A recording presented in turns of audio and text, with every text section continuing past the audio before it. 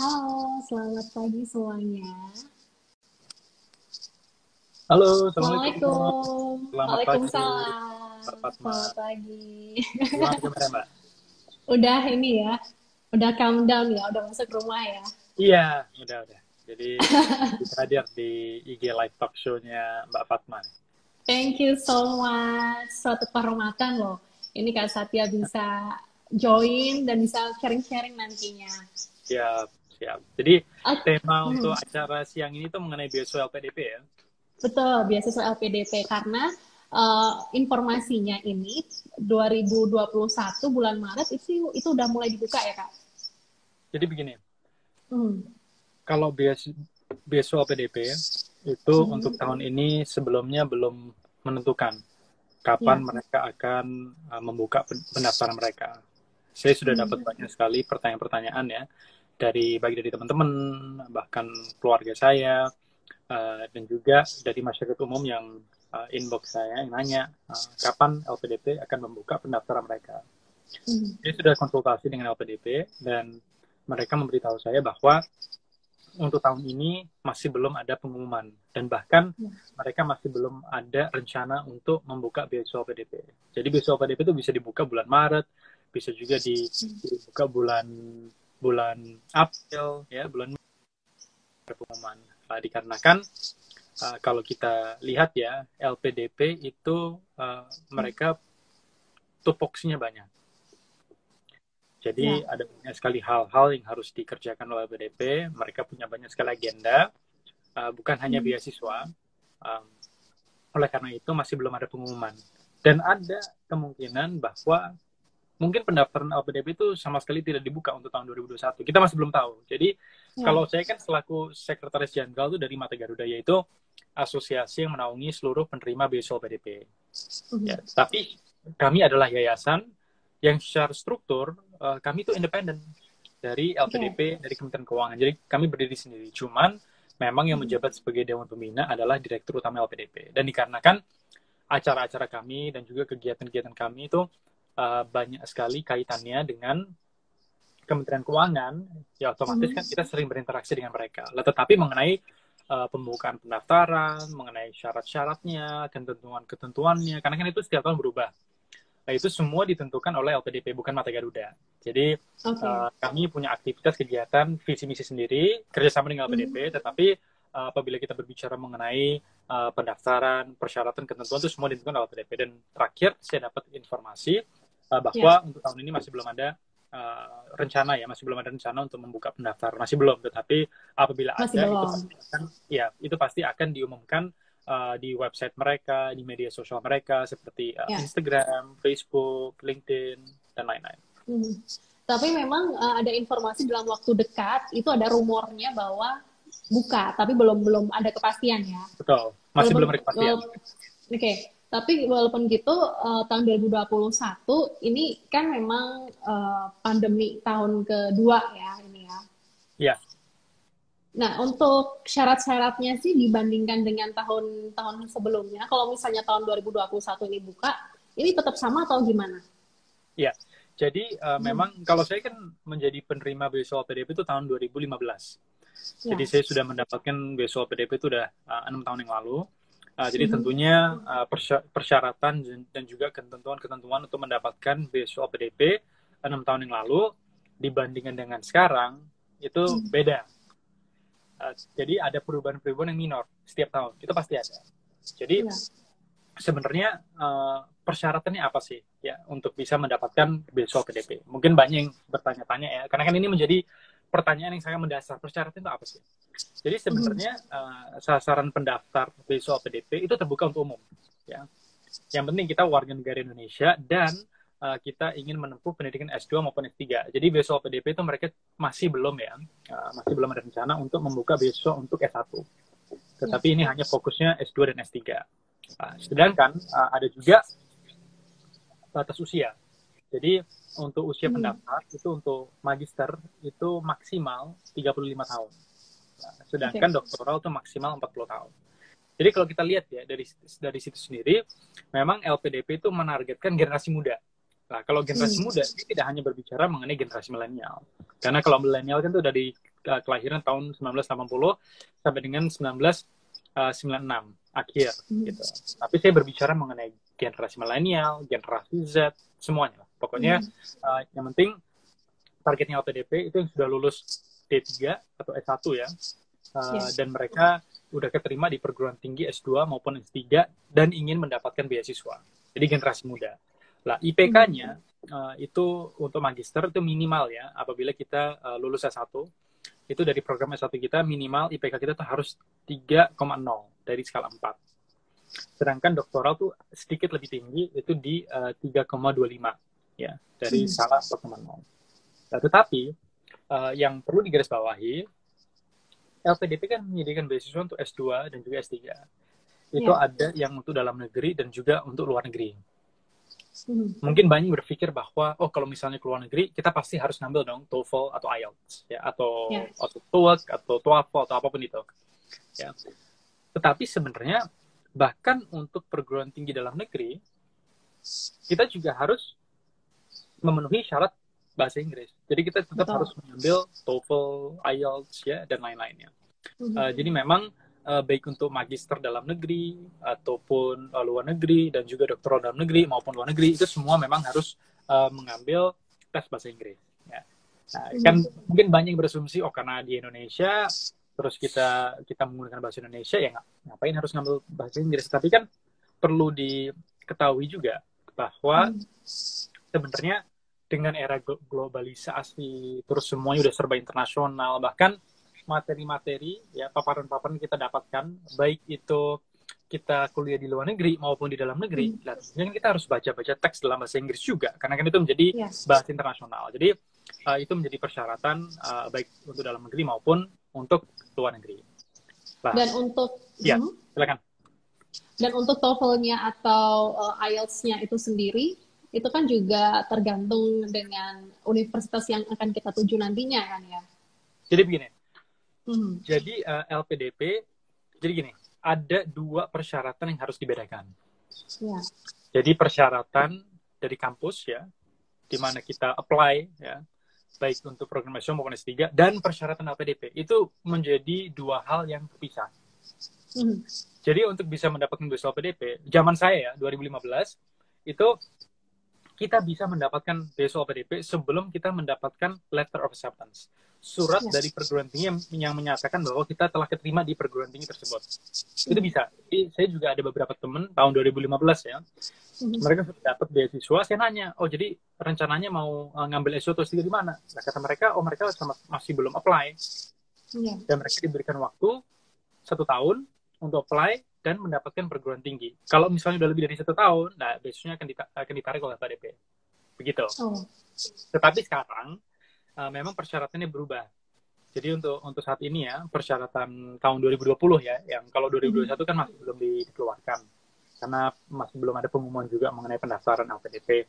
Tetapi untuk tahun 2020 kita harus memiliki letter of acceptance ya, baik untuk program S2 maupun S3. Nah, jadi bahkan sebelum kita apply LPDP, kita tuh udah harus keterima. Lah, sebelum kita keterima kan tentunya kita harus apply. Kita harus go online, kita harus register, kita harus submit diploma kita, transkrip, letter of recommendation, essay, dan lain-lainnya. Nah, termasuk tentunya kalau misalnya kita mau keluar negeri, ya kita harus ngambil TOEFL atau IELTS. Gitu. Itu kan menjadi persyaratan kampus, bukan LPDP, kampus. Setelah kita keterima di kampus tersebut, kita udah dapat yang namanya letter of acceptance-nya. Baru kita apply untuk mendapatkan beasiswa LPDP. Nah, pada waktu kita apply untuk mendapatkan beasiswa LPDP itu akan nanya juga, apakah kita sudah mengambil TOEFL atau IELTS, skornya berapa. Karena mereka ada syarat bahasanya sendiri. Tetapi kalau misalnya kita memang sudah dapat letter of acceptance dari perguruan tinggi, ya tentunya kan kita pasti sudah mengambil tes TOEFL atau IELTS. Kita tinggal submit skor yang sudah ada gitu. Jadi itu menjadi 2 persyaratan yang beda ya. Jadi ada persyaratan untuk mendapatkan LOA dulu, habis itu baru persyaratan untuk mendapatkan beasiswa LPDP. Itu 2 hal yang berbeda. Oke. Ini ada pertanyaan nih dari Rendia Fajrin. Kak, jika IPK 2,8 S1 dan saat ini sudah berpengalaman kerja di corporate, startup, dan global consulting firm, di beberapa sertifikasi udah didapat, apa masih ada peluang lolos S2 LPDP? Iya. Jadi begini, memang ya, LPDP itu persyaratannya berubah-berubah setiap tahun. Ya, tetapi kalau kita mengacu kepada persyaratan tahun 2020 itu memang minimal IPK untuk magister itu udah diset di 3,0 ya, dari skala 4. Sedangkan doktoral itu 3,25 dari skala 4. Nah, mungkin pertanyaannya ya dari yang barusan tadi nanya itu apakah dengan oke, mungkin IPK saya 2,8, tetapi kan saya udah punya banyak pengalaman kerja. Apakah saya tetap saja bisa mendapatkan beasiswa LPDP? Kalau kita mengacu ya kepada persyaratan di dalam LPDP, itu dikarenakan IPK-nya untuk program S1 itu di bawah skala 3 ya, sedangkan minimal 3,0, ya, itu mungkin ada banyak sekali tantangan-tantangan ya yang harus dihadapi untuk bisa mendapatkan beasiswa LPDP. Karena itu menjadi salah satu persyaratan khusus dari LPDP, yaitu 3,0. Jadi walaupun kita berpengalaman kerja dan lain-lainnya, tetapi kalau misalnya IPK kita dari S1 itu udah di bawah skala 3 ya, dari skala 4, itu agak berat gitu. Tetapi apakah itu mustahil? Ya, itu kan tentunya nanti yang akan make the final decision ya LPDP. Oke. Jadi dicoba aja bisa ya? Dicoba saja. Nanti kan yang akan menentukan LPDP. Karena gini, sebelum misalnya kita punya IPK nih 2,8, sebelum kita apply untuk LPDP, lah kita kan harus apply ke perguruan tingginya dulu kan. Nah, kalau misalnya dia udah dapat letter of acceptance dari perguruan tinggi, apalagi tuh perguruan tinggi itu bagus, misalnya mereka ngelihat oke, walaupun IPK-nya 2,8 tapi tetap saja mungkin tes IELTS, TOEFL-nya bagus, terus juga dia punya pengalaman kerja, berorganisasi dan lain-lainnya, dan keterima di perguruan tinggi yang bagus. Nah, pada waktu dia apply untuk LPDP, tentunya LPDP kan pasti akan mempertimbangkan itu juga. Oh, jadi walaupun mungkin IPK-nya di bawahnya 3 nih, sedangkan kita kan IPK minimal kan 3,0, tapi dia keterima di perguruan tinggi lumayan bagus, itu juga bisa menjadi pertimbangan. Tetapi yang membuat decision itu ya LPDP. Oke, Kak, sebelum kita bahas syarat-syarat lebih dalam lagi nih, apa sih yang keuntungan yang bisa didapetin oleh calon penerima beasiswa atau barangkali yang ikut live ini, menonton live ini, apa sih yang bisa, keuntungan yang bisa didapatkan, entah itu kuliah di luar negeri, dalam negeri, atau dalam negeri yang dibiayai oleh LPDP dan lain sebagainya, ini apa sih keuntungan yang didapatkan? Ya, jadi yang terutama ya, rata-rata, mayoritas, bahkan semua calon penerima beasiswa LPDP dan yang sudah menjadi penerima beasiswa LPDP itu mereka semuanya kan mencari ya institusi lembaga yang bisa membiayai kuliah mereka. Jadi pada waktu mereka mendapatkan beasiswa LPDP itu tentunya mereka kan keuntungannya semua pembiayaan yang harus dikeluarkan ya.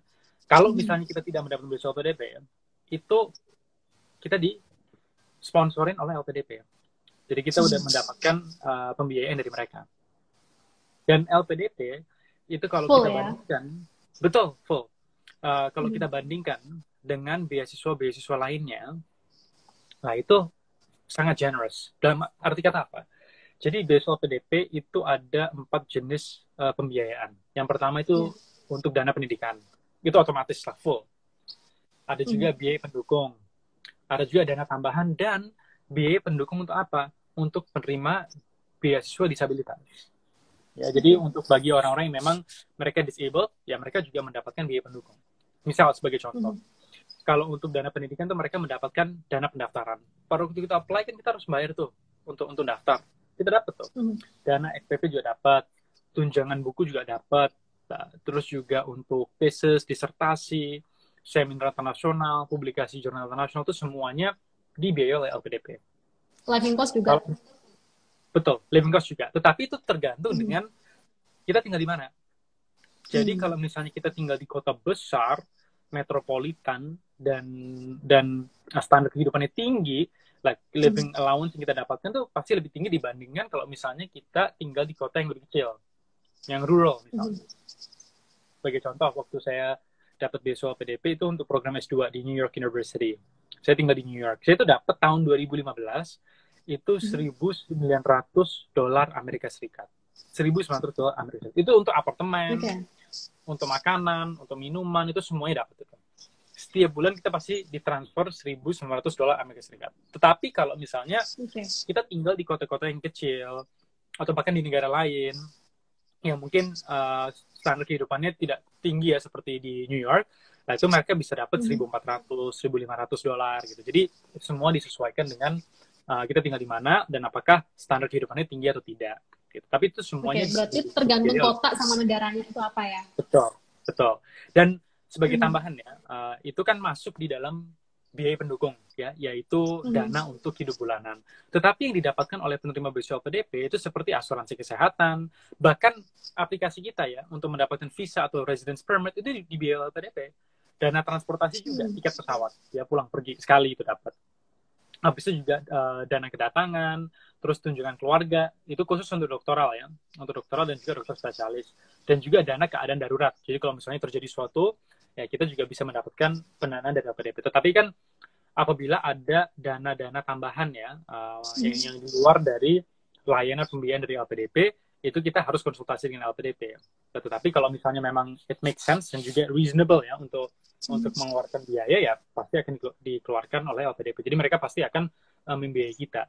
Dan juga ada dana tambahan-tambahan lainnya. Seperti apa? Seperti pelatihan kursus, juga keterampilan ada, dan juga ya, transportasi, uji kompetensi, bahkan untuk penyelenggaraan di rumah sakit pendidikan itu juga dapat. Nah, sedangkan untuk disabilitas, apa sih yang mereka dapatkan? Untuk disabilitas, mereka mendapatkan dana untuk aplikasi visa pendamping. Ya. Karena mereka pasti perlu pendamping kan, baru untuk mereka apply untuk mendapatkan visa. Transportasi pendamping juga, asuransi kesehatan pendamping juga, tunjangan visa pendamping juga, dan juga biaya-biaya lainnya memang disetujui oleh LPDP. Jadi kalau kita lihat dari semua layanan pembiayaan LPDP, itu mereka adalah beasiswa yang menurut saya sangat generous, ditambah LPDP kan tidak ada persyaratan khusus. Kayak misalnya, kalau kita keterima di perusahaan nih, swasta, habis itu kita udah kerja 5 tahun, apply beasiswa dari perusahaan itu, kita mendapatkan beasiswa tersebut. Nah, setelah itu kan tentunya ada persyaratan. Oke, kamu bisa kuliah di luar negeri. Kita membiayai, tetapi habis itu kamu balik lagi kerja di sini selama N+2. Jadi kamu di luar negeri selama 2 tahun, jadi total kamu harus kerja di perusahaan ini selama 4 tahun, minimal. Gitu. Itu kan menjadi persyaratan khusus. Tetapi kalau LPDP, persyaratannya hanya satu, yaitu apabila kita sudah lulus, baik untuk program S2 maupun S3 di dalam maupun di luar negeri, kita harus kembali balik lagi ke Indonesia untuk mengabdi kepada bangsa dan masyarakat. Dan itu bisa melalui, ya bisa di pemerintahan, bisa di swasta, bisa di perguruan tinggi, kita bisa punya usaha sendiri, kita bisa di lembaga swadaya masyarakat, di kedutaan besar, dimanapun itu menjadi bentuk dari bagaimana kita bisa mengabdi. Jadi mereka itu sebenarnya beasiswa yang generous dan juga sangat fleksibel dibandingkan beasiswa lainnya.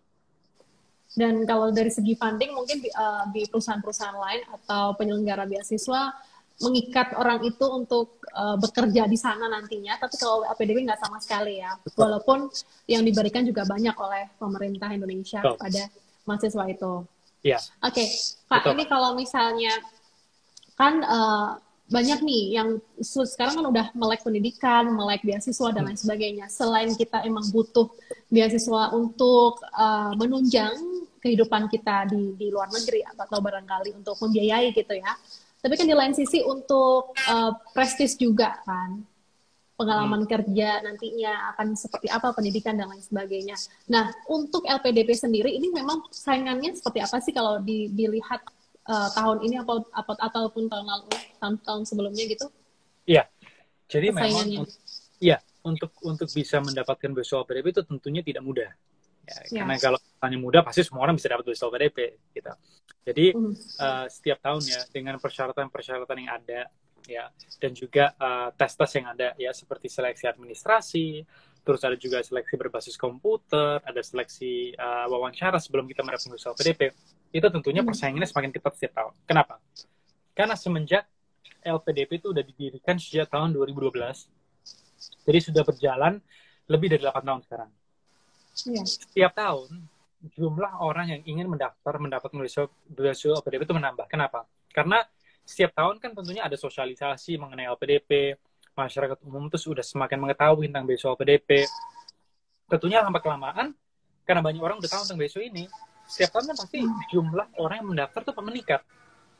Apabila ada peningkatan jumlah pendaftar, itu tentunya akan meningkatkan persaingan. Ya.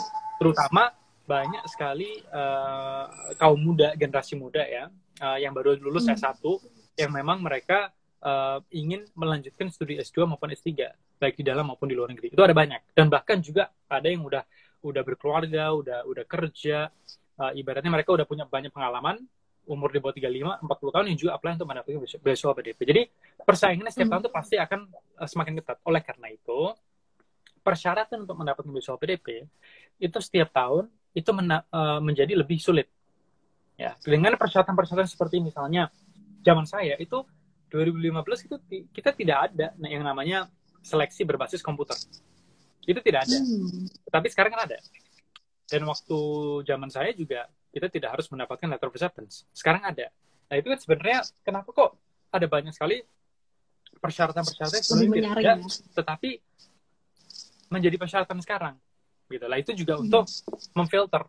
Karena ada saking banyaknya orang apply. Apalagi jumlah penduduk Indonesia kan meningkat setiap tahun kan. Jadi itu tentunya juga pasti akan meningkatkan persaingan ke depannya. Gitu. Berapa orang sih yang bisa dapat LPDP untuk setiap tahunnya ini, Kak? Ya, jadi untuk setiap tahun itu berubah-ubah. Jadi kadang ada 4.000 orang, kadang meningkat ke 6.000, kadang turun ke 2.000, kadang naik ke 3.000 lagi. Itu berfluktuasi. Tergantung dengan pendaftaran dari LPDP. Kayak misalnya nih, tahun 2020. Ini kan tahun yang menurut saya sangat unik. Ya, dan ini menjadi tahun yang benar-benar ya kita kan mengalami pandemi corona ya, baik itu di Indonesia maupun di luar negeri, pokoknya di all over the world gitu. Nah, tentunya LPDP itu mereka sempat ya men-stop pendaftaran LPDP. Jadi mereka menghentikan pendaftaran LPDP, sama sekali tidak membuka pendaftaran sama sekali. Kenapa?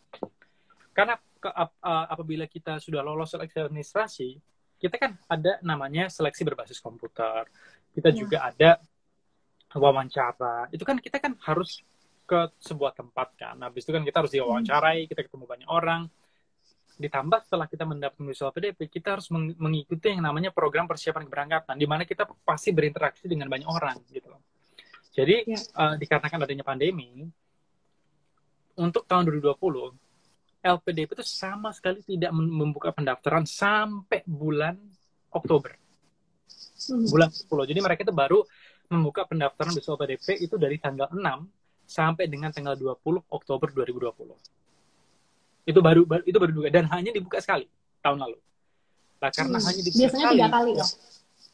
Biasanya kalau LPDP itu ada di awal tahun sama di akhir tahun. Jadi mereka biasanya bukanya 2 kali. Nah, tetapi kemarin itu karena hanya sekali, dan bukan cuma sekali saja. Yang pertama, mereka hanya membuka sekali. Yang kedua, dari 16 jenis beasiswa LPDP yang ada, mereka hanya membuka 2 jenis beasiswa LPDP. Jadi, you can imagine, cuma dibuka sekali, dan dari 16, cuma dibuka 2. Jadi pasti yang mendaftar juga sedikit, nggak banyak gitu. Dan beasiswa yang dibuka itu sangat eksklusif, dalam arti kata apa? Jadi yang dibuka itu program beasiswa pendidik, dan juga program untuk guru-guru ya, dan juga program beasiswa perguruan tinggi utama dunia (PTUD). Jadi bagi teman-teman yang memiliki letter of acceptance dari perguruan tinggi yang masuk top 20 universities di dalam rankingnya LPDP. Itu kan ibaratnya bisa dikatakan Ivy League schools ya. Pokoknya sekolah-sekolah yang papan atas. Nah, tentunya kan yang mendapatkan LOA dari sekolah-sekolah papan atas kan juga tidak terlalu banyak. Betul. Jadi yang mendapatkan beasiswa LPDP tahun 2020 dibandingkan tahun-tahun sebelumnya itu tentunya ya menurun lebih sedikit ya. Lebih sedikit. Jauh lebih sedikit. Nah, makanya perlu kita tahu juga semuanya tergantung dengan situasi kondisi. Untuk tahun ini bukan berarti setiap tahun pasti akan meningkat terus. Kayak misalnya tahun ini masih belum ada pengumuman pembukaan pendaftaran LPDP, dan ada kemungkinan ya sama sekali tidak dibuka. Apabila tidak dibuka sama sekali, ya berarti yang daftar 0 gitu. Jadi memang itu tergantung dengan situasi kondisi dan juga kebijakan dari LPDP. Oke, Kak, ini kalau kita sekarang lagi ngomongin gimana caranya mendapatkan beasiswa, tidak hanya LPDP saja, tapi secara general misalnya. Yang pertama kan kita harus dapetin LOE dulu. Itu lebih amannya kan kayak gitu ya. Betul. Mempersiapkan untuk mendaftarkan diri di sebuah universitas yang kita tuju atau mendapatkan LOE. Ini caranya gimana? Harus persiapannya harus 1 tahun sebelumnya, 2 tahun sebelumnya, atau beberapa bulan itu bisa atau gimana? Jadi gini, tergantung. ya, kalau misalnya kita sekarang masih mahasiswa S1, kalau misalnya kita udah di semester 7 atau semester 8 di tahun terakhir, itu kita sudah harus mikirin, oke, kalau misalnya kita mau lanjut nih S2 atau maupun S3, itu kita harus berpikir kita mau kemana. Yang pertama. Kedua, kita mau apply kemana saja. Perguruan tingginya harus difilter. Dan sebaiknya, apabila kita apply, jangan apply ke banyak sekali perguruan tinggi. Banyak teman-teman saya yang apply ke 10 perguruan tinggi, 15, 20, tetapi karena mereka itu ingin mendapatkan banyak LOE, dan apabila mereka tidak keterima di perguruan tinggi bagus, mereka tuh ada backup. Gitu. Ya, ada cadangan lah. Kalau misalnya nggak keterima sini, makanya mereka apply ke 10, 20 karena ya at least kalau misalnya apply 10 ya palingan 3 lah keterima di 3 gitu misalnya, atau enggak 5 gitu. Tetapi sebenarnya menurut saya itu kurang efektif. Kenapa? Kalau kita apply ke 10 perguruan tinggi, 15, 20, kita tuh tidak bisa fokus pada waktu kita apply. Karena kita saking apply, kita banyak banget universitas yang kita apply, itu kita tentunya bisa keteteran gitu. Dalam arti kata, nanti palingan karena 20 atau 10, saking banyaknya perguruan tinggi, kita palingan cuma copy paste essay kita aja. Padahal sebenarnya kan yang dicari oleh perguruan tinggi itu sebenarnya orang-orang yang apply, tapi pada waktu mereka submit dokumen-dokumen persyaratan, surat rekomendasi bahkan, dan juga essay-essay, itu mereka tuh maunya kita tailor kepada perguruan tinggi itu. Gitu. Jadi bukan sekedar cuma copy paste surat rekomendasi dapat satu yang general, habis itu menggunakan itu untuk apply ke semua perguruan tinggi, kan rata-rata kan melakukan itu. Tetapi apabila kita bisa membedakan dengan yang lain, lah itu tentunya akan menjadi keunggulan. Karena gini, kita tidak bisa menipu orang yang di balik layar ya, di bagian administrasi. Kenapa? Setiap tahun mereka itu mendapatkan ribuan bahkan puluhan ribu applicants. Jadi mereka udah tahu, oh kalau ini cuma copy paste, oh kalau ini cuma ini, oh ini cuma seperti itu. Jadi sebaiknya daripada kita apply ke 10, 20 perguruan tinggi, kita apply saja ke 5. 5 itu mungkin dari 5, 2 itu perguruan tinggi yang papan atas ya. Yang Ivy League, yang top 10, top 20 university. Habis itu 2 yang mungkin top 50 atau top 100. Terus yang 1 mungkin di luar yang top 100 gitu. Jadi as a backup, jaga-jaga kalau misalnya kita tidak keterima di perguruan tinggi yang opsi 1, opsi 2. Kita dapat yang 3 atau 4 atau bahkan 5 gitu. Jadi sebaiknya begitu, dan pada waktu kita apply, ya kalau bisa, itu nanti pada waktu kita apply ya kita benar-benar apabila ada pertanyaan-pertanyaan ya, untuk terutama untuk essay, surat rekomendasi, itu kita menulis essay, ya menyusun essay, dan juga kita mendapatkan surat rekomendasi yang benar-benar tailor kepada perguruan tinggi itu. Kayak misalnya, oh kita mau apply ke program apa, kenapa kok program itu, oh mungkin kita bisa berbicara mengenai sejarahnya, dan bagaimana itu program yang udah benar-benar established lah di perguruan tinggi tersebut. Terus saya lihat ini ada profesor ini, profesor itu, dan kita bisa mendapatkan pengalaman untuk magang di perguruan tinggi itu, atau di rumah sakit perguruan tinggi itu. Jadi benar-benar spesifik dibandingkan kita. Essay-nya harus spesifik ya berarti ya? Sebaiknya begitu. Kita bisa saja sih essay yang general juga bisa, tetapi apabila kita menulis essay yang spesifik, ya itu kan pasti akan menjadi keunggulan kan. Jadi itu juga menunjukkan bahwa kita tuh benar-benar fokus loh, dan kita benar-benar kita mau banget nih keterima di perguruan tinggi itu, daripada kita cuma copy paste saja gitu. Jadi itu pertama. Kedua ya tentunya ya kita harus lulus S1 gitu. Jadi rata-rata program S2 dan S3 ya kita juga harus at least udah sarjana gitu. Itu juga menjadi persyaratan. Dan juga nilai IPK kita, walaupun ini bukan beasiswa PDP ya, nah, tetapi minimal menurut saya secara pribadi itu untuk supaya aman itu sebaiknya 3,0 dari skala 4, karena itu tidak tinggi tapi tidak rendah banget gitu. Jadi ya standar lah 3 gitu. Jadi sebaiknya kita lulus dengan GPA 3.0 atau 4.0. Tadi tambah apabila kita ingin kuliah mau di dalam maupun di luar negeri, sebaiknya kita udah mengambil yang namanya TOEFL. Kalau TOEFL tuh tes bahasa Inggris untuk Amerika Serikat.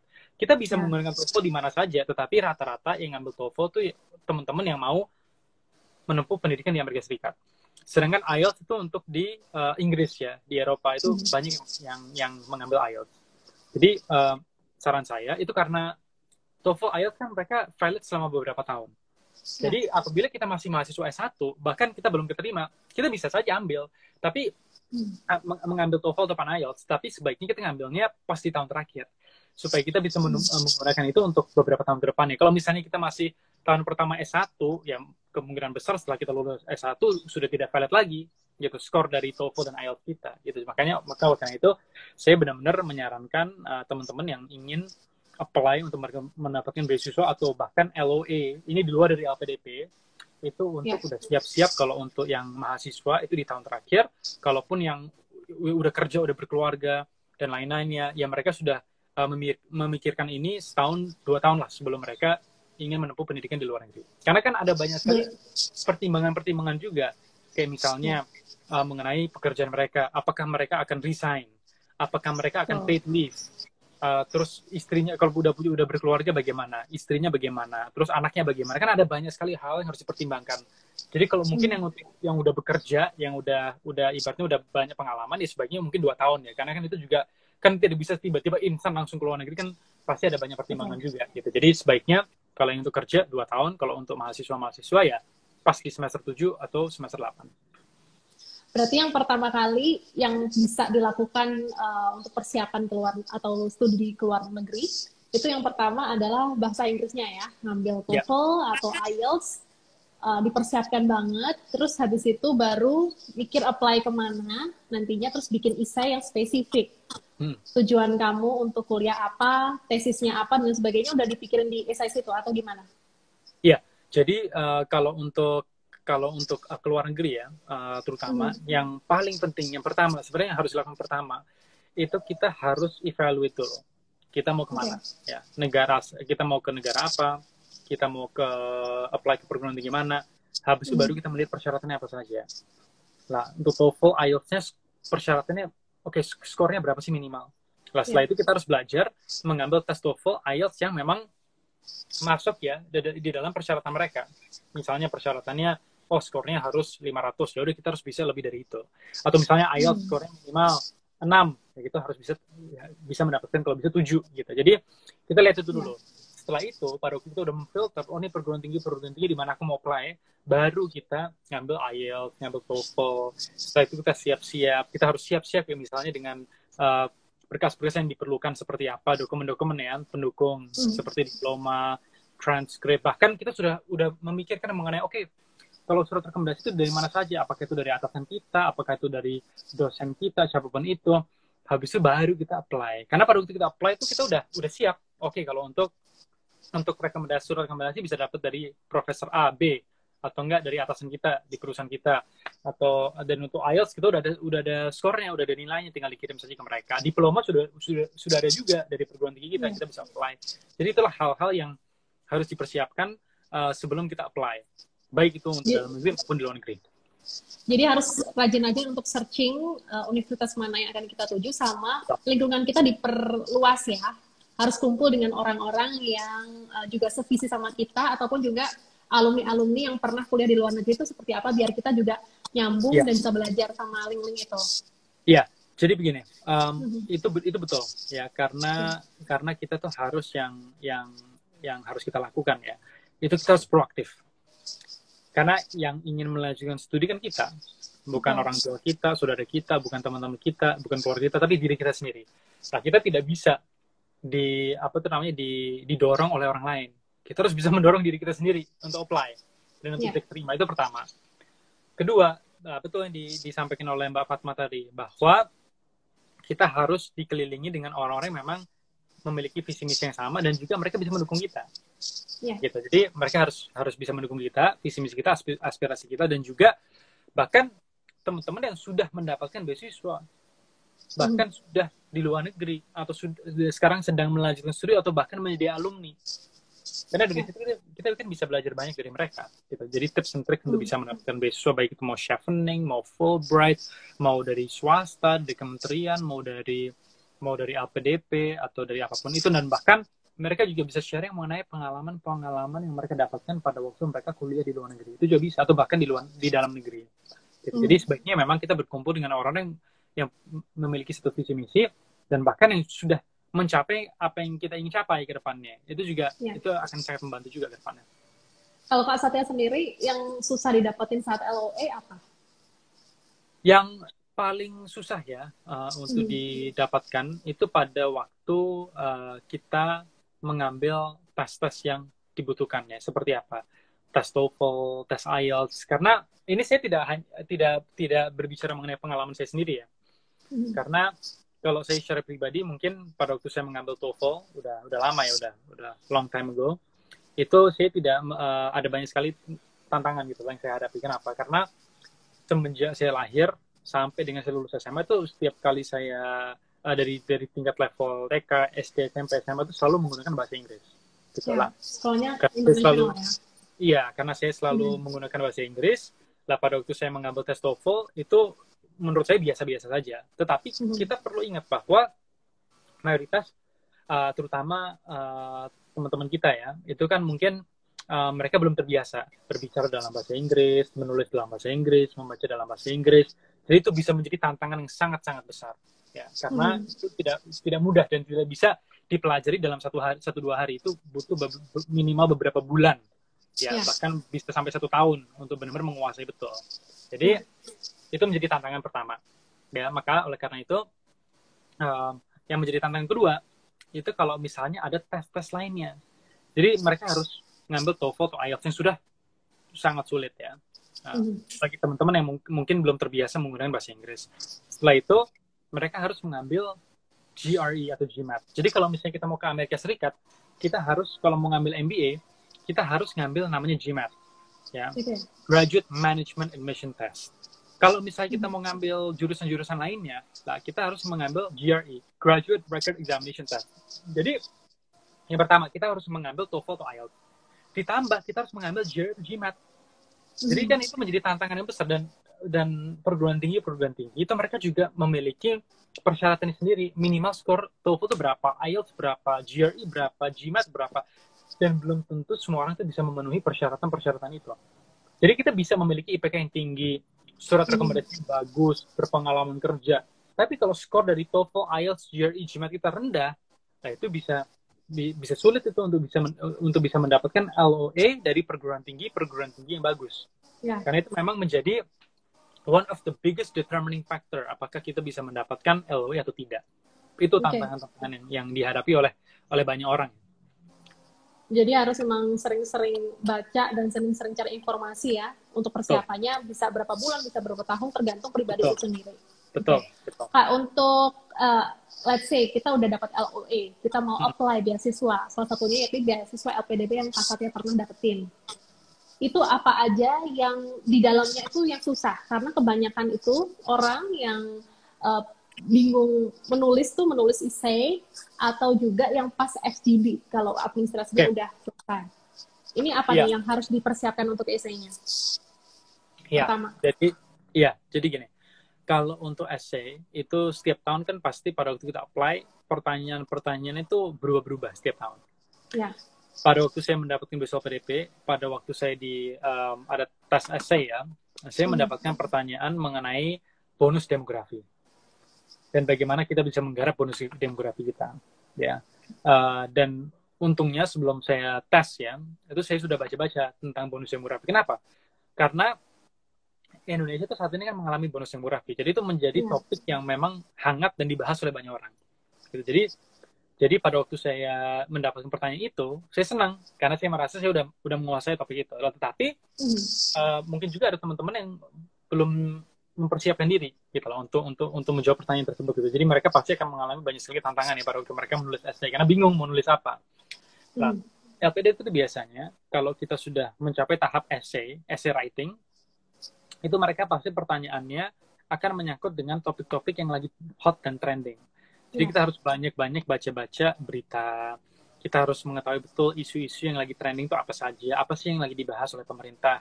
Gitu loh. Kalau misalnya tahun 2020 ya, saya tidak tahu ya pertanyaannya apa ya yang ditanya oleh LPDP pada waktu tes essay test, tapi saya tidak kaget apabila mereka nanya tentang pemulihan ekonomi nasional. Dan bagaimana kita bisa memulihkan ekonomi kita semenjak bulan Maret ya, di mana kita memang ekonomi kita kan benar-benar turun kan. Jadi itulah hal-hal yang harus disiapkan. Jadi kalau misalnya kita sudah sebelum essay test ya, kita harus banyak sekali baca berita dan mengetahui topik-topik yang lagi trending itu apa.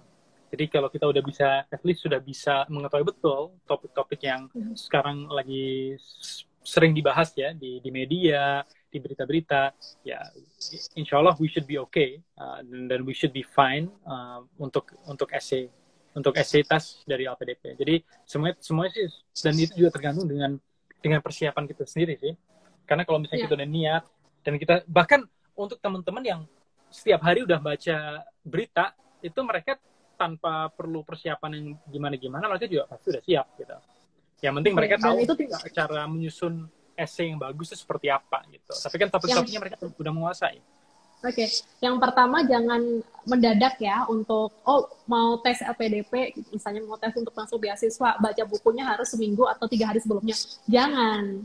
Malah itu menjadi rutinitas sebelum untuk memperoleh beasiswa itu karena udah terbiasa kan untuk menyerap informasi, dan kita pasti cara berpikirnya akan membentuk suatu opini tersendiri. Iya, betul. Ya. Nah, untuk strateginya untuk agar essay-nya itu bisa bagus dan to the point itu apa sih? Ya, jadi yang pertama itu kalau untuk paragraf pertama ya, kita harus memiliki hook. Jadi kalau misalnya kita berbicara mengenai pemulihan ekonomi nasional, ya sebaiknya ada satu paragraf yang benar-benar bisa mendapatkan perhatian banyak orang. Gitu. Apa saja sih yang kita alami semenjak bulan Maret? Ekonomi merosot berapa persen? Terus ke depannya diprediksikan akan seperti ini, seperti itu, dan inilah sektor-sektor yang akan terpengaruhi. Ya, itu paragraf pertama. Kan otomatis orang kalau udah baca paragraf pertama, kalau itu udah menarik, ya mereka pasti akan baca yang lain juga kan? Fakta ya, yang pertama fakta. Karena kalau misalnya paragraf pertama udah boring, ya mereka juga malas baca yang lain gitu. Yang pertama aja tidak ada hook. Jadi yang pertama itu hook. Dan setelah itu, biasanya kalau essay kan ada sekitar 3 paragraf. 3-4 paragraf. Habis itu baru closing statement. Setiap paragraf itu topiknya berbeda-beda. Ya. Jadi yang paragraf pertama itu ibaratnya ada hook yang menjelaskan mengenai isi dari essay tersebut. Setelah itu, paragraf pertama, kedua, dan ketiga, itu topiknya berbeda-beda. Ya, jadi misalnya sektor A yang terpengaruhi, sektor B seperti ini, sektor C seperti ini. Setelah itu closingnya apa? Closingnya itu conclusion. Jadi sebenarnya apa saja sih yang sektor-sektor yang telah terpengaruhi oleh corona. Terus solusi-solusinya itu apa? Dan kesimpulannya apa? Itu yang di bagian bawah di closing. Jadi ada hook, terus ada subtopicsnya apa, habis itu baru closing. Yang menyimpulkan apa yang telah kita bahas di paragraf pertama, kedua, dan ketiga.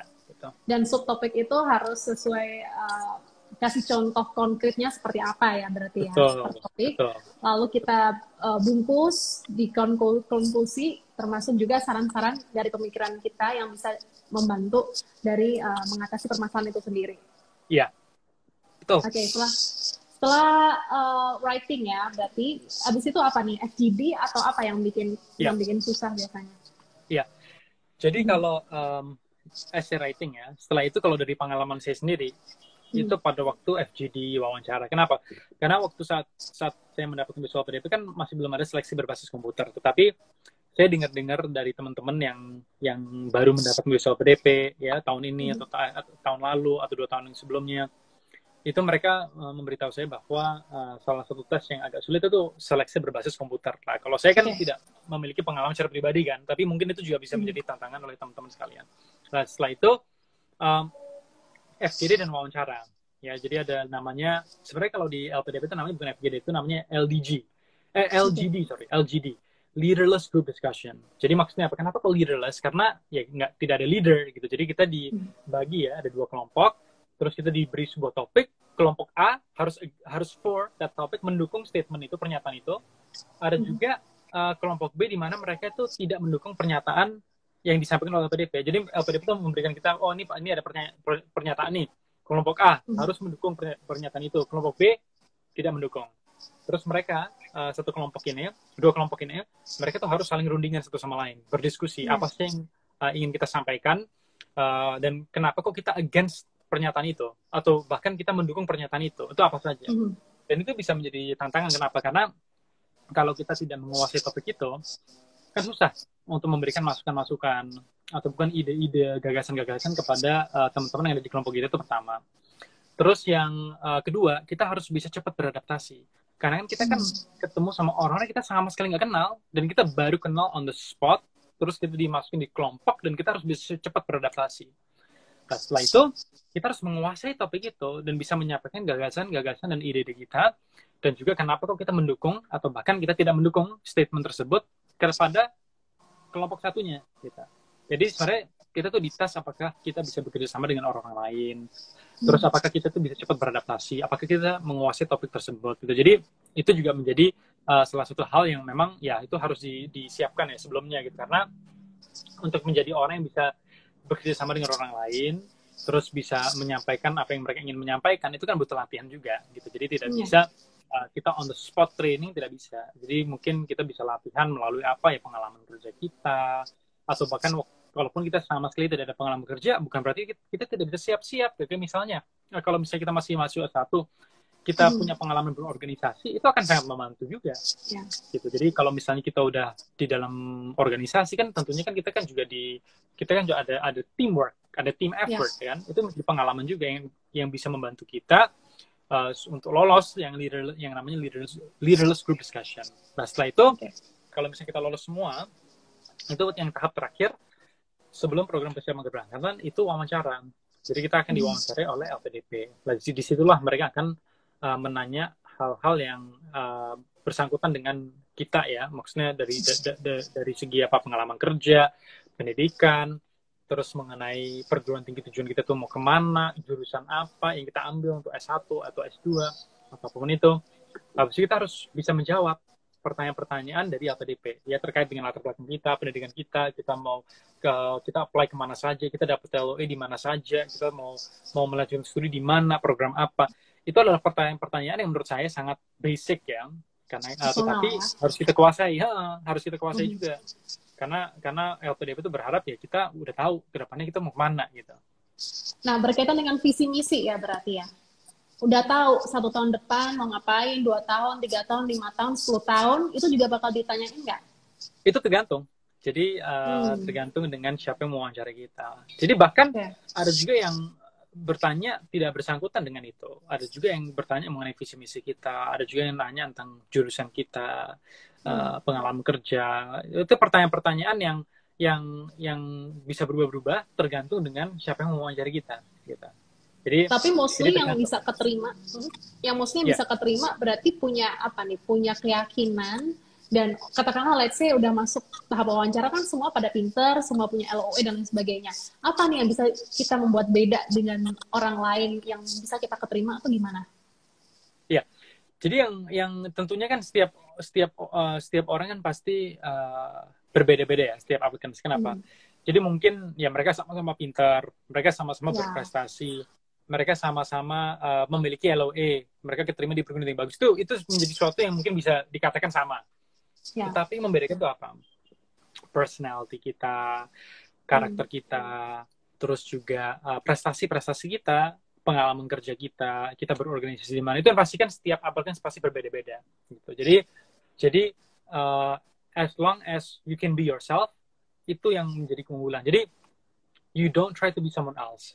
Tapi kita benar-benar ya just be yourself gitu. Karena if you be yourself, ya kemungkinan besar tuh bisa mendapatkan beasiswa LPDP. Karena mereka ngelihat kita tuh orang yang genuine gitu. Jadi kita we don't try to be someone else, tapi we just be yourself, karena masing-masing kan pasti mereka punya keunggulan sendiri, dan pasti setiap orang tuh pasti unik in their own way gitu. Jadi if you can just be yourself dan bisa menjawab pertanyaan-pertanyaan yang bersangkutan misalnya dengan pendidikan kita, pengalaman kerja kita, dan lain-lainnya, itu seharusnya sih tidak ada masalah ya untuk bisa mendapatkan beasiswa LPDP. Dan bisa tahu setelah pulang dia mau ngapain, atau jangan jadi kayak orang bingung gitu. Iya betul. Itu juga penting. Karena mereka kan pasti mau tahu. Jadi oke, kita akan memberikan kamu beasiswa nih misalnya. Tapi setelah itu apa yang akan kamu lakukan setelah kamu balik? Setelah itu kan juga menjadi pertanyaan yang sangat krusial kan? Karena kan mereka mau tahu cara kamu mengabdi nanti itu bagaimana gitu. Kalau kakak jawabannya apa? Kalau saya itu sekarang kan memang dari dulu kan saya sangat tertarik ya, dan passionate dari dulu sampai sekarang itu dengan sektor energi. gitu. Jadi memang saya itu selalu ingin mengabdi, berkontribusi di sektor energi dan juga lingkungan hidup gitu. Jadi dan cara saya mengabdi itu dengan berbagai macam cara, kan saya bisa menjadi pengusaha, bisa bekerja di swasta, bisa bekerja di pemerintahan. Kalau sekarang kan saya di pemerintahan, saya bekerja di SK Migas. Jadi saya bagian dari eksekutif ya, itu kan di bawahnya Kementerian Keuangan, Kementerian Energi dan Sumber Daya Mineral, Kementerian SDM. Ya. Jadi dengan saya mengabdi di eksekutif, di pemerintahan tuh otomatis kan saya mengabdi dan juga saya berkontribusi.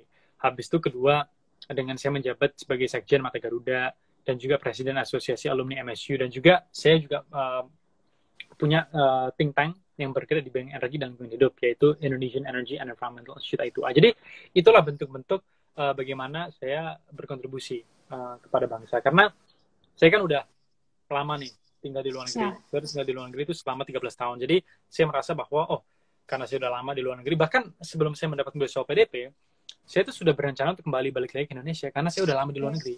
Dan ditambah saya mendapatkan beasiswa PDP, maka oleh karena itu kan menjadi kewajiban kan, ditambah itu menjadi keinginan saya juga dari dulu untuk balik lagi ke Indonesia. Oke. Kak, sebelum itu, benefit dari LPDP tadi kan banyak selain funding juga, tapi setelah pulang misalnya dari luar negeri, itu ada link-link tersendiri nggak sih yang dirasakan Kak Satya setelah dapat beasiswa?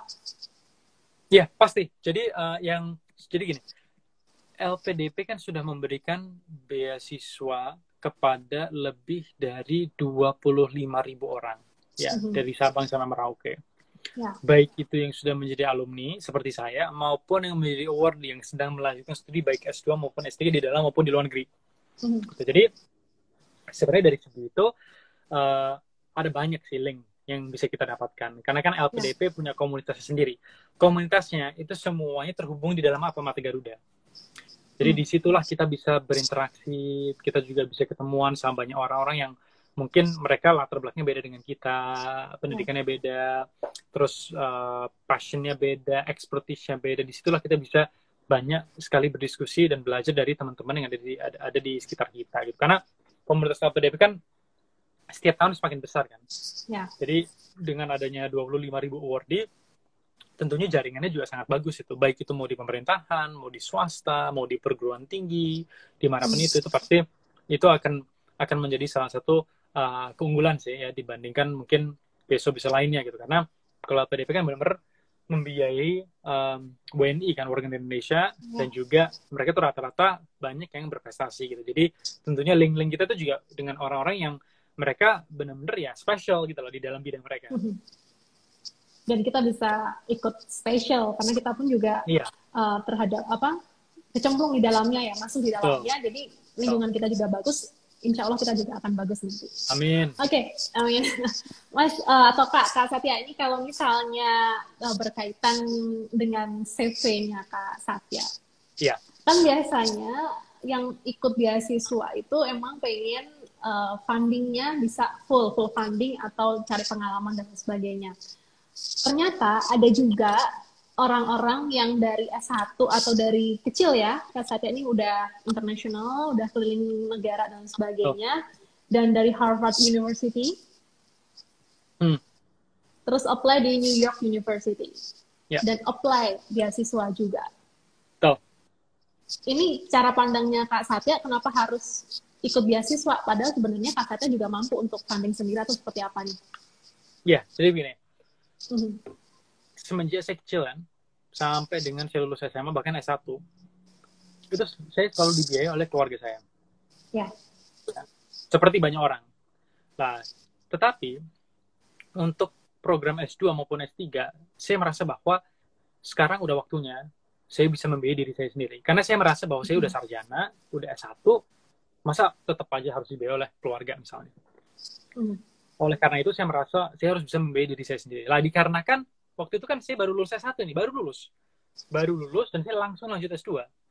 Lah tentunya kan saya beda dengan teman-teman yang mungkin mereka udah berpengalaman kerja 5 tahun, 10 tahun, di mana mungkin tanpa beasiswa ya mereka bisa langsung lah membiayai kuliah mereka sendiri, gitu, tanpa harus ada beasiswa, gitu. Tapi dikarenakan saya benar-benar baru menjadi fresh graduate S1, ya, itu tentunya kan ya saya membutuhkan beasiswa. Kalau misalnya saya ingin membiayai diri saya sendiri, gitu. Jadi tanpa bantuan dari siapa-siapa, gitu. Jadi oleh karena itu menjadi persyaratan, itu menjadi alasan besar alasan utama mengapa saya ingin apply untuk mendapatkan beasiswa LPDP. Lah kenapa LPDP? Kenapa kok nggak beasiswa lainnya? Dikarenakan LPDP adalah beasiswa negara. Ini adalah dari Kementerian Keuangan. Jadi gimana ya? Maksudnya, oke, kita bisa saja mendapatkan gelar dari perguruan tinggi yang sama dengan beasiswa LPDP, Chevening, Fulbright, apapun itu bisa, gitu. Tetapi yang membedakan itu feelingnya mendapatkan beasiswa negara itu menurut saya itu jauh lebih kita lebih senang dan jauh lebih bangga ya. Oh, ini dari pemerintah dibandingkan ini dari swasta atau misalnya ini dari perusahaan asing atau apa, kan lebih kita merasa kayak lebih terikat lah dengan negara kita. Dengan negara. Betul. Jadi salah satu alasan itu juga diucapkan atau diomongin di saat wawancara juga untuk LPDP. Iya, betul. Dan saya jadi benar-benar genuine ya. Iya, dan itu sesuatu yang saya yakin semua orang di posisi saya yang baru saja lulus S1 masih belum punya banyak pengalaman kerja ya, yang udah misalnya kerja 5 tahun, 10 tahun udah dapat banyak sekali penghasilan, ya mereka pasti mencari beasiswa gitu untuk bisa membiayai dirinya sendiri ya. Tapi kalau misalnya mereka tetap aja mendapatkan misalnya bantuan dari yang lain, ya tentunya mereka mau ada banyak pengalaman kerja atau sama sekali tidak, ya mereka pasti bisa lanjut studi gitu. Tapi kan kalau saya itu on my mind, kalau untuk S2 ya saya harus bisa mandiri. Oke. Kak, pengalaman studi di luar negeri, New York University ataupun Harvard University untuk S1, apa nih yang bisa diceritain ke teman-teman? Jadi memang kalau kita tinggal di Amerika ya, dibandingkan di Indonesia itu sangat beda. Dari segi budaya, terus dari segi cara mereka berinteraksi satu sama lain, cara mereka bergaul, dan itu perbedaannya besar karena kan kita adalah negara bagian timur, membudayakan budaya timur ya, budaya Jawa ya, atau bahkan budaya-budaya lainnya. Tetapi di Amerika itu mereka ya tentunya membudayakan budaya Barat yang sangat berbeda dengan budaya kita kan. Ya kita tidak harus tinggal di luar negeri untuk mengetahui bahwa ada perbedaan yang besar gitu. Jadi sebenarnya itu menjadi pengalaman yang saya dapatkan ya pada waktu saya kuliah di luar negeri. Bahkan ya kalau saya bersyukur ya karena kan memang saya dari kecil kan memang sudah terekspos dengan budaya-budaya itu. Tetapi bagi teman-teman penerima beasiswa PDP itu mereka tuh rata-rata mengalami culture shock. Ya tentu karena kan mereka udah lahir dibesarkan di Indonesia terus kan seumur hidup, habis itu baru tiba-tiba langsung ke luar negeri kan pasti agak shock, apalagi yang belum siap gitu. Jadi tentunya kita harus mempersiapkan diri dan yang paling penting apa? Kita harus bisa beradaptasi. Kita tidak bisa memaksa mereka untuk beradaptasi dengan budaya dan gaya hidup kita. Kenapa? Karena kita di negara mereka. Kecuali mereka di negara kita. Makanya kalau kita lihat kan banyak sekali orang-orang bule yang tinggal di Indonesia, mereka menyesuaikan dengan budaya kita. Ya karena mereka tinggal di negara kita, mereka nggak mungkin memaksa kita untuk memahami budaya mereka. Karena mereka ada di sini. Gitu. Tetapi sebaliknya juga, kalau misalnya kita udah mendapatkan beasiswa, kita sekarang sedang melanjutkan studi di luar negeri, ya kita harus bisa memahami local culture. Jadi kita harus bisa memahami budaya mereka itu seperti apa. Dan juga kita harus bisa tahu cara berinteraksi dengan orang itu seperti apa. Karena kalau misalnya kita kuliah di Jepang atau di Amerika itu beda lagi. Itu beda lagi. Gitu. Kak Satya, kenapa harus kuliah di luar negeri? Ada apa sih di sana dan kenapa itu matters yang bisa kita bawa ke Indonesia? Kita bisa nambah apa nih untuk diri kita sendiri, bahkan sekeliling kita, bahkan Indonesia? Ya, jadi memang kalau kita lihat ya, memang mayoritas ya, teman-teman saya yang mendapatkan beasiswa PDP itu mayoritas mereka lahir dibesarkan di Indonesia. Mereka S1 dari Indonesia. Tetapi S2, S3 semuanya maunya ke luar negeri. Jarang yang bilang, saya mau di dalam negeri. Jarang. Kenapa? Karena mereka merasa bahwa mereka sudah dapat pengalaman di dalam negeri, sekarang waktunya untuk bisa mendapatkan pengalaman di luar. Itu penting. Kenapa? Kita tidak bisa berpendidikan di Indonesia terus. Dan habis itu yang mengatakan, saya bangga Indonesia gini-gini. Itu sangat bagus. Tetapi apapun juga, kita kan sekarang hidup di era globalisasi. Di mana semuanya itu serba internasional. Jadi kalau misalnya kita hanya berpendidikan di Indonesia atau kita sama sekali tidak berpengalaman di luar, itu akan sangat berat apabila kita ingin berkontribusi, bagaimana kita bisa berkontribusi kalau misalnya kita tidak mengetahui dunia luar. Dunia luar. Jadi hanya, iya betul. Jadi maka itu yang menjadi alasan utama ya bagi saya dan juga bahkan teman-teman saya yang menjadi penerima beasiswa PDP, kenapa kok mereka rata-rata maunya ke luar negeri? Karena mereka bisa dapat pengalaman dari segi apa? Mereka tuh bisa dapat pengalaman di luar negeri, kuliah di luar negeri itu seperti apa, mendapatkan ilmu, teori-teori, konsep-konsep di luar negeri. Mereka juga berinteraksi dengan orang luar, terus mereka juga membangun link jaringan di luar negeri. Itu yang tentunya apabila dimanfaatkan dengan baik, nah kita kan bisa pada waktu kita balik ke Indonesia, kita bisa berkontribusi dengan link-link kita yang ada di luar negeri juga, gitu. Jadi sebenarnya itulah yang menjadi keunggulan kalau misalnya kita kuliah di luar negeri. Pikiran jadi lebih terbuka dan pasti kita akan lebih upgrade dibandingkan dengan teman-teman lainnya. Gimana caranya biar kita cari sesuatu yang bisa bikin kita upgrade gitu ya, membangkitkan semangat teman-teman juga nih. Oke, Kak Satya, terakhir, ini kan di masa pandemi COVID-19. Tepat nggak sih kalau kita misalnya apply kuliah di luar negeri today atau tahun ini, atau harus nunggu tahun-tahun berikutnya, atau gimana? Menurut pandangan Kak Satya gimana? Ya, jadi begini, bagi teman-teman yang sudah berniat ya untuk melanjutkan studi S2 maupun S3 ya di luar negeri untuk tahun ini sebaiknya dijalankan saja. Kenapa? Jadi gini, LPDP is not everything. Gitu. Jadi ada banyak sekali beasiswa-beasiswa lainnya yang bagus, yang bisa membiayai kuliah kita, dan kita juga bisa mendapatkan pengalaman yang bagus juga, bukan hanya LPDP. Jadi apabila sekarang LPDP sama sekali belum ada pengumuman dan ada kemungkinan sama sekali tidak membuka pendaftaran, jangan patah hati, gitu. Jadi apabila kita ingin melanjutkan studi, udah kita apply aja. Jadi kita apply ke perguruan tinggi, kita mengambil tes IELTS, tes TOEFL, memenuhi persyaratan-persyaratannya. Pada waktu kita dapat LOA, kalau misalnya tidak ada pengumuman dari LPDP, ya kita apply bisa Fulbright, bisa Chevening Scholarship, atau kalau misalnya kalau Australia bisa Australian Awards, ada banyak sekali beasiswa lainnya. Tetapi kalau misalnya tiba-tiba, LPDP ada pengumuman, ya udah apply aja ke LPDP juga. Tetapi jangan menunggu sampai LPDP buka pendaftaran baru kita daftar. Jadi kalau misalnya mereka tiba-tiba buka, misalnya bulan ini atau bulan depan, ya kita bersyukur. Tapi kalau misalnya sama sekali tidak, ya tidak apa-apa. Karena ada beasiswa lainnya juga. Atau misalnya mereka baru buka tahun depan, oh ya udah tidak apa-apa.